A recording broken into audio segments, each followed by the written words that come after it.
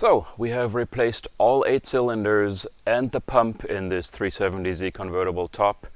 To give you an idea of the time frame involved, we were a team of 2 people working on it and 1 person yet on the camera. We have had to take many shots over and over again.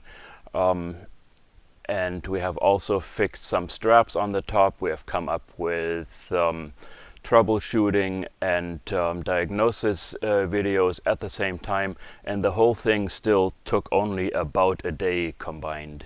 So what I'm trying to say is, if you're a do-it-yourself person and you have a friend to help you, plan to tackle these cylinders and the pump at the same time, you can get it done in a day.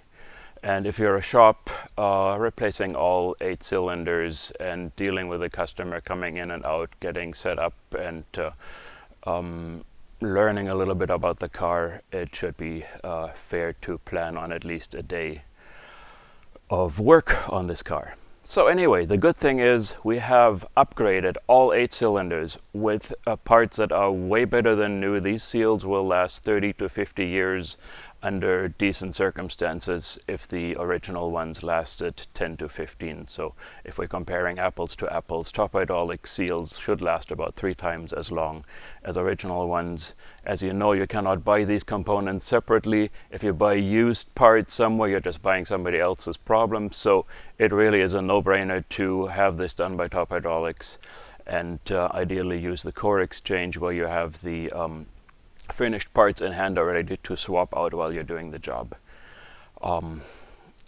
If you're planning to keep your car for a long time, positively do preventative maintenance, because these cylinders will leak eventually. So it's much smarter to take care of it before the accident happens, before your headliner stains, before your canvas gets stained, before you suddenly have to spend extra money because you think you have an emergency and need to get this done right away. So preventative maintenance is key if you're planning on hanging on to the car. So lastly, let's see if the top works.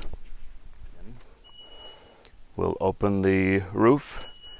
We hear the cycling, the pump kicks in, the front and rear bow unlatch, rear bow goes up, front bow goes up, storage cover goes up, the roof retracts by pulling down on the main lift cylinders, and the storage cover closes again, and there we are, the top works. Woohoo!